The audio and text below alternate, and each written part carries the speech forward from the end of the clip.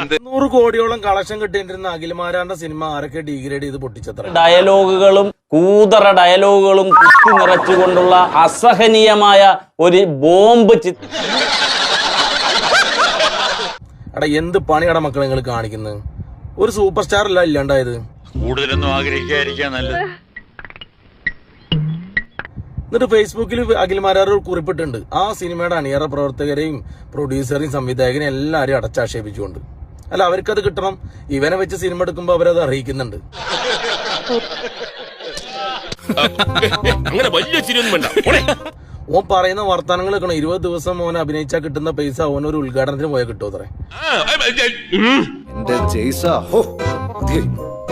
ഓന് 1 ലക്ഷം റുപ്യ എത്ര ഒരു ഇന്റർവ്യൂവിന് മേടിച്ചിരുന്നു. അത് ഓൻ അങ്ങോട്ടേക്ക് വിളിച്ചിട്ട് കാശില്ലാണ്ട് ഈ സിനിമയ്ക്ക് വേണ്ടി ചെയ്തു കൊടുത്തത്രേ. 100 ഫ്ലെക്സ് ഓനും സെറീനും കൂടി വെച്ചത്രേ. ഓന്റെ 50 ഫ്ലെക്സ് ഓന്റെ കൂട്ടുകാരന്മാർ വെച്ച് എന്ന് വേണ്ട. ഇനി ആ സിനിമയ്ക്കെതിരെ പറയാത്തായിട്ട് ഒന്നുമില്ല. സിനിമ പൊട്ടാത്തൊക്കെ പിന്നീടുള്ള കാര്യം.